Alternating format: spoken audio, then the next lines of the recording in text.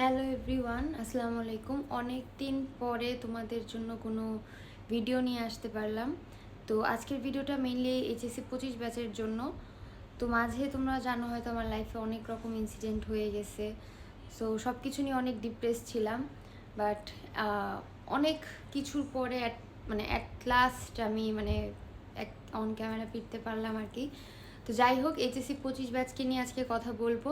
So প্রথমেই তোমরা জানো স্বাভাবিক যে ওদের কয়দিন পরেই এক্সাম, মানে এইচএসসি 25 ব্যাচে যারা দেখতেছো তোমাদের আর কয়দিন পর এক্সাম, এবং এক্সামের ঠিক আগ মোমেন্টে যে জিনিসটা কাজ করে সেটা হলো গিয়ে অনেক ভয়, অ্যাংজাইটি এবং প্রচুর দুশ্চিন্তা। আমি যতই বলি টেনশন করো না, ভয় নাই, কিছু নাই, বাট এটা হবে, মানে এটা একদম কি বলবো ফিক্সড যে সবারই এখন অনেক ভয় লাগবে, অনেক দুশ্চিন্তা হবে যে আপু কেমনি কি হবে। আমাদের বলছে 3 ফুট করে দূরত্ব করে সিট বসাবে, কোনো এক্সাম হলে দেখা দেখি করা যাবে না, অনেক কড়াকড়ি থাকবে, অনেক কিছু আমি নিজে দেখছি, নিউজ এরকম আসছে। তারপর করোনা নিয়ে একটা ঘ্যাং ঘ্যাং চলতেছে।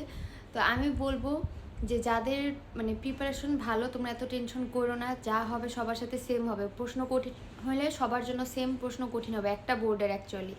কারণ অনেক সময় দেখা যায় কুমিল্লা বোর্ডের প্রশ্ন অনেক কঠিন হয়, ফালতু করে। তো ওইটা একটা আছে যে অনেকের টেনশন থাকে যে অন্যান্য বোর্ডের চেয়ে কয়েকটা বোর্ড অনেক খারাপ করে।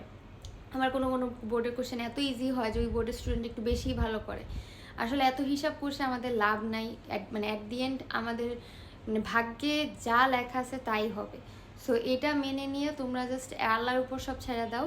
আর আমি যদি ফ্র্যাঙ্কলি বলি, ওই 3 ফিট দূরত্বের যে জিনিসটা, যে এত দূরে দূরে স্টুডেন্ট বসাবে, দেখা দেখি করতে দিবে না, এইটা আমি নিজে যখন স্টুডেন্ট লাইফে ছিলাম, আমি যখন এইচএসসি দিছি বা যত বোর্ড এক্সাম দিছি, ধরো ম্যাথের ছোটোখাটো উত্তর মিলানোর জন্য হইলেও একজন আরেকজনের সাথে একটু ডিসকাশন করাই লাগে। এটা আমি একদম ফ্র্যাঙ্কলি যদি বলি, আমি এরকম সাধু সন্ন্যাসীর মতো বলবো না যে না আমরা তো পুরো এক্সাম নিজে নিজে দিচ্ছি, আমরা কারো হেল্প নেই না, এটা একটা বোগাস কথা হবে বললে।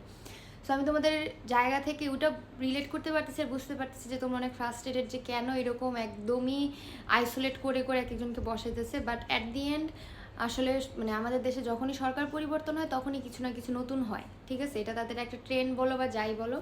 তো আমি বলবো যে এখন যা হবে তোমার একার জন্য তো হবে না, সবার জন্য হবে। এইটা মাইনা নিয়ে তোমরা জাস্ট এক্সামে ফোকাস করো। একদমই ভয় লাগবে, দুশ্চিন্তা হবে, বাট ওইগুলোকে একটু সাইড করার চেষ্টা করো যে না ঠিক আছে আমি ভয় পাবো না।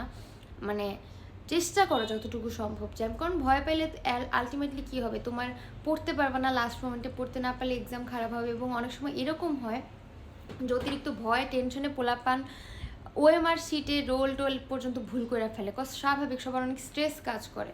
তো তোমার এই লাস্ট মোমেন্টে স্ট্রেস ম্যানেজমেন্টটা কিন্তু অনেক ইম্পর্টেন্ট। কারণ তুমি দেখো তোমার এই একটা পরীক্ষার এইচএসসি রেজাল্টের উপর কিন্তু অনেক কিছু ডিপেন্ড করে। বুয়েট, মেডিকেল, এগুলো মেডিকেলের ফর্ম তোলা, বুয়েটের ক্ষেত্রে তো মার্ক দিয়ে প্রত্যেক বছর একটা এলিজেবল লিস্ট দেয়, অনেক ইউনিভার্সিটিতে এলিজেবল লিস্ট দেয় এই জিপিএর উপর ভিত্তি করে। সো এই পরীক্ষার কিন্তু গুরুত্ব তোমার জন্য অনেক, ঠিক আছে? সো একটা পরীক্ষা যেহেতু তুমি যারা পরিশ্রম করছো তারা জানো যে তুমি এতদিন ধরে পরিশ্রম করছো, অবশ্যই এটা বিফলে যাবে না। সো লাস্ট মোমেন্টে এমন কিছু করো না, এমন স্ট্রেস নিও না যার কারণে তোমার এরকম সব মিসড আপ হয়ে যায়, ঠিক আছে? সরকার থেকে প্রতি বছরই অনেক ডিসিশন আসে, আমাদের দেশে কোনো স্টেবিলিটি নাই, এক এক সময় এক সরকার এসে এক এক নিয়ম উৎপাদন করে। সো তোমরা হয়তো স্বাভাবিক নিজেদের আনলাকি মনে করতেছো, বাট আসলে কিছু করার নেই এখানে, ঠিক আছে? মাইনা নাও, ভাগ্যে যা আছে।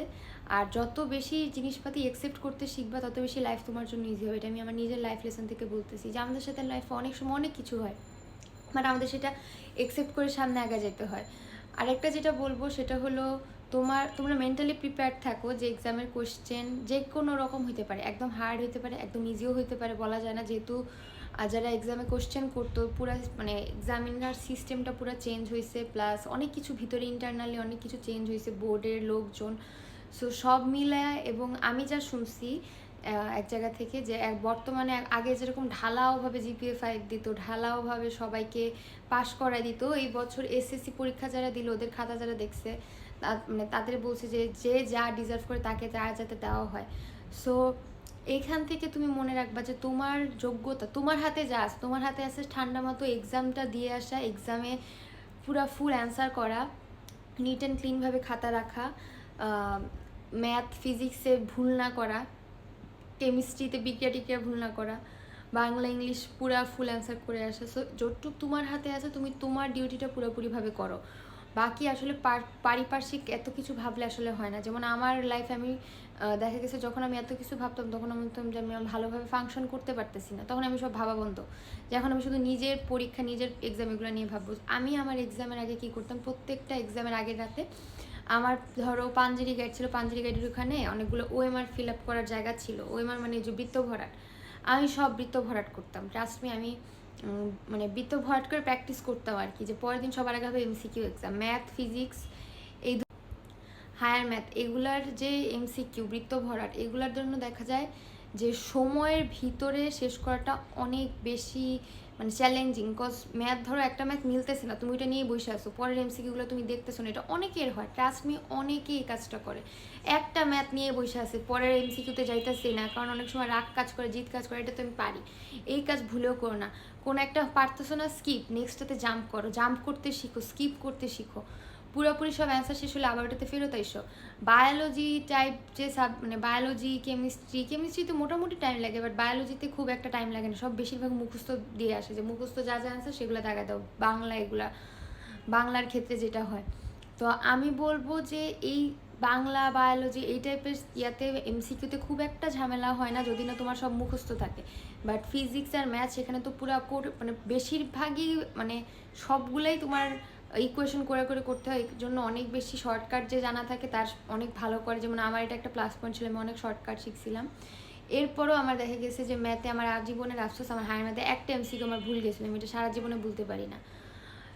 যাই হোক, তো যেটা তোমাদের বলতেছিলাম যে সামনে লাইফে অনেক মানে ঝড় যেতে পারে। ধরো তোমার একটা এক্সাম খারাপ হয়েছে, এরপর কি তুমি বসে থাকবা আল্লাহ আমি শেষ, আমার একটা এক্সাম খারাপ হয়েছে? না, সামনের এক্সামগুলোয় ফোকাস করবা। যা হয়েছে হয়েছে, শেষ। তোমার হাতে সবসময় মানে বিশ্বাস রাখবে, তোমার হাতে এখন যা আছো সেখান দিয়ে তুমি বেস্টটা দাও, যে আমার এই হাতে একটু কাছে, আমি এটা দিয়ে আমার বেস্টটা দিতেছি। কোনো একটা এক্সাম খারাপ হইলে সেই এক্সাম ভুলা টিলা একদম শেষ আছে, ঠিক আছে, খারাপ কিছু হয়েছে, নেক্সট এই এক্সামে আমি কী কী ভুল করছি সেগুলো আমি নেক্সট এক্সামে রিপিট করবো না, এটা ভাবো। গেল, এরপরে যেটা করবা সেটা হলো গিয়ে তোমাদের পরীক্ষার দিন অ্যাডমিট কার্ড, পেন্সিল, কলম, মানে যা যা লাগে এগুলো নিয়ে তো যাবাই, এখানে আর কোনো আলাদা করেই নেই। এবং যতটুক সম্ভব এক্সাম হলে 1.5 ঘন্টা আগে পৌঁছাবা ফার্স্ট দিনের ক্ষেত্রে। কজ ফার্স্ট দিন প্রচণ্ড ভিড় হয়, রাস্তায় প্রচণ্ড জ্যাম হয়। আমি নিজের অভিজ্ঞতা থেকে বলতেছি, আমার রেসিডেন্সিয়ালে সিট পড়ছিল, আমি হলিক্রসে পড়তাম, প্রচণ্ড ভিড় হয়, প্রচণ্ড বলার বাইরে। সো মানে প্রথম দিন যাতে তোমার প্যানিক অ্যাটাক না হয়, এবং প্যানিক অ্যাটাক হলে সবার মানে প্রথমে যেটা সেটা পেট মোচড়ায়, বাথরুম ধরে, এবং এক্সাম হলে আশেপাশে বাথরুমের ফ্যাসিলিটি এতটাও ভালো থাকে না। সো যতটুকু পারো পানির খাওয়া থেকে শুরু করে খাবার দাবার, ঠান্ডা খাবার খাওয়া যাবে এক্সাম হলে ঢোকার আগে, মানে নিজেকে যতটা কমফোর্টে রাখা যায়, কারণ 3 ঘন্টার এক্সাম, তুমি যতটা পারো কমফোর্টে দেওয়ার চেষ্টা করবা, ঠিক আছে। এবং এই এইচএসসি এক্সাম কিন্তু তোমার লাইফের শেষ বোর্ড এক্সাম, সো যতটুকু ভালোভাবে পারা যায় তুমি এক্সামটা দাও, ঠিক আছে। আরেকটা যেটা বলবো সেটা হলো, এক্সাম হলে ধরো পুরো প্রশ্ন পড়লা, প্রশ্ন একদমই দেখতেছো ব্ল্যাঙ্ক, কমন কিছু পড়তেছে না, মানে মনে হইতে পারে অ্যাট ফার্স্ট দেখা মনে হতে পারে আল্লাহ তো কিছু পারে না, কিচ্ছু কমন পড়েনি। মাথা ঠান্ডা রাখো, একটা বড় নিঃশ্বাস নাও, প্রশ্নটা আবার পড়ো, কিছু না কিছু হলেও তুমি পারবা, সেখান থেকে লেখা শুরু করো। এবং একবার যখন তুমি লেখা শুরু করো, পরে একটার পর একটা দেখবা ধাপ তুমি ক্লিয়ার করেই গেছো। প্রথম ধাপে কখনো নিজের প্যানিক বাটনটা অন করে দিও না। ইভেন এমসিকিউ তো এমন হইতে পারে প্রথম 3টা 4টা 5টা এমসিকিউ তুমি নাই পারতে পারো, বাট এরপরে কী করবা, প্যানিক বাটন অন করবা না পারছি স্কিপ পরে থেকে শুরু করব, ঠিক আছে। কারণ এরকম কখনো হবে না যে যতগুলো এমসিকিউ আছে 30টাই তুমি পারো না, এমন কখনোই হবে না, ঠিক আছে। সো যতটুকু পারবা ঠান্ডা মাথায়, ঠিক আছে, ঠান্ডা মাথায় নিজের 100%টা দিয়ে আসা। বাংলা ইংলিশের ক্ষেত্রে আমি বলবো ফুল অ্যান্সার করে আসাটা মাস্ট। লাস্ট সৃজনশীল তুমি 2 পেজ লেখো কি 1 পেজ লেখো, পুরাটা অ্যান্সার করে আসাটা মাস্ট। কজ প্রত্যেকটা কিছুর জন্য মানে সেপারেটেডলি মার্ক দেওয়া থাকে, ঠিক আছে। তো সবার জন্য অনেক শুভকামনা। ইনশাআল্লাহ আমি কয়দিনের মধ্যেই তোমাদের বায়োলজি সাজেশন নিয়ে কাজ করব, লাস্ট মোমেন্ট কী কী পড়া লাগবে এটা নিয়ে।